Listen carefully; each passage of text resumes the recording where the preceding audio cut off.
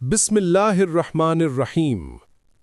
आइए सुने एक ऐसी बस्ती की कहानी जो अपनी बुराइयों की इंतहा को पहुंची और फिर अल्लाह के अजाब की जद में आ गई। ये है हज़रत लूत अलैहिस्सलाम की कौम का वाक़या जो कुरान पाक में कई मकामात पर बयान किया गया है।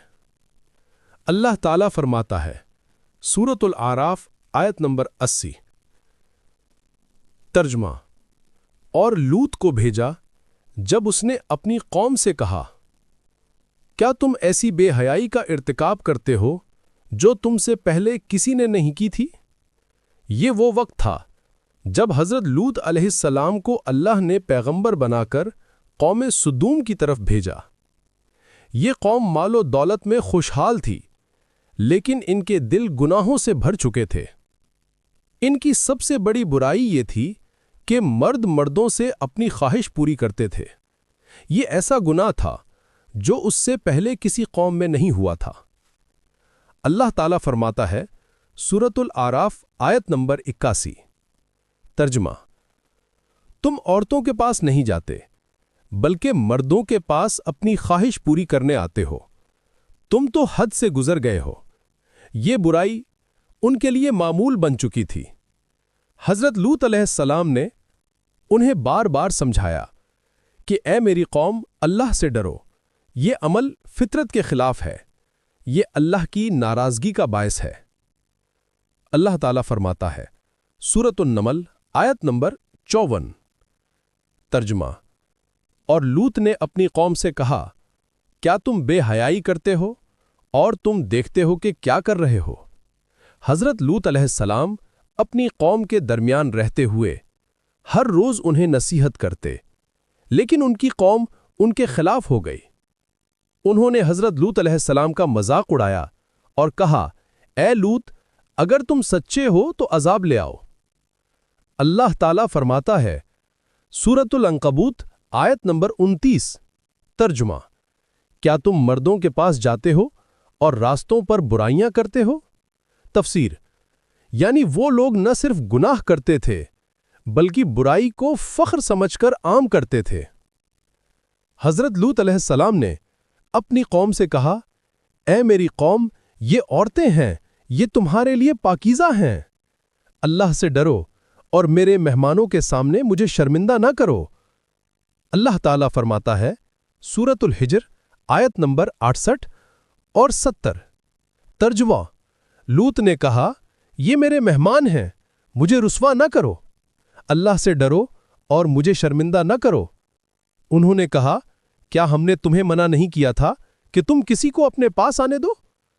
उसी लम्हे फरिश्तों ने हज़रत लूत अलैहिस्सलाम से कहा, ए लूत, हम तुम्हारे रब के भेजे हुए फरिश्ते हैं।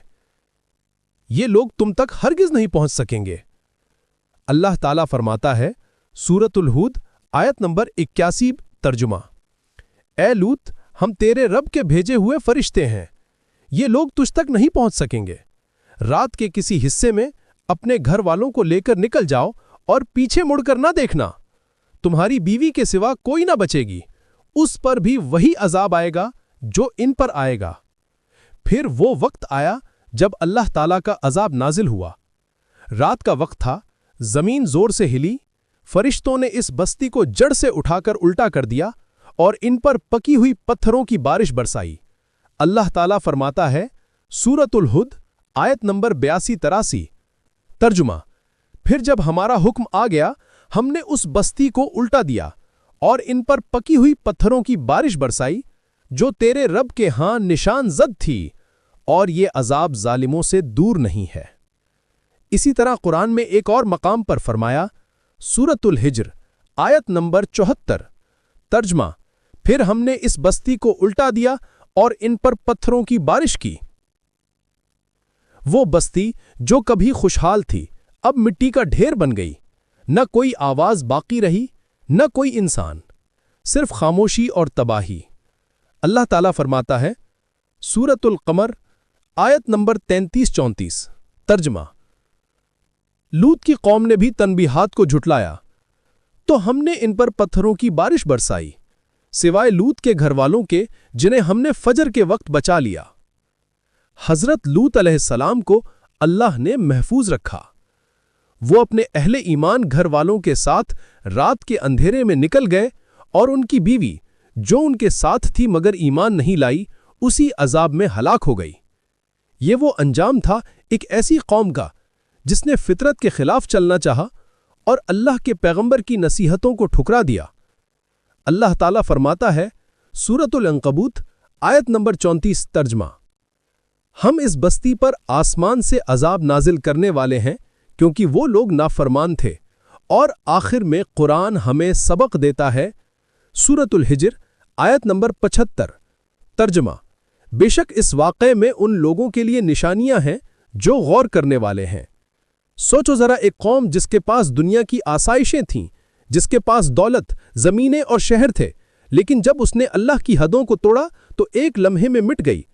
یہ واقعہ ہمیں یاد دلاتا ہے کہ گناہ اگر عام ہو جائیں اور انسان شرم کھو دے تو عذاب دیر سے نہیں آتا۔ حضرت لوط علیہ السلام کی قوم گزر گئی لیکن ان کی نشانی آج بھی باقی ہے۔ بحر مردار کے کنارے جہاں وہ بستی کبھی آباد تھی، یہ مقام آج بھی خاموش گواہی دیتا ہے کہ اللہ کے قانون سے کوئی نہیں بچ سکتا۔ اللہ ہمیں عبرت حاصل کرنے والا دل عطا فرمائے، آمین۔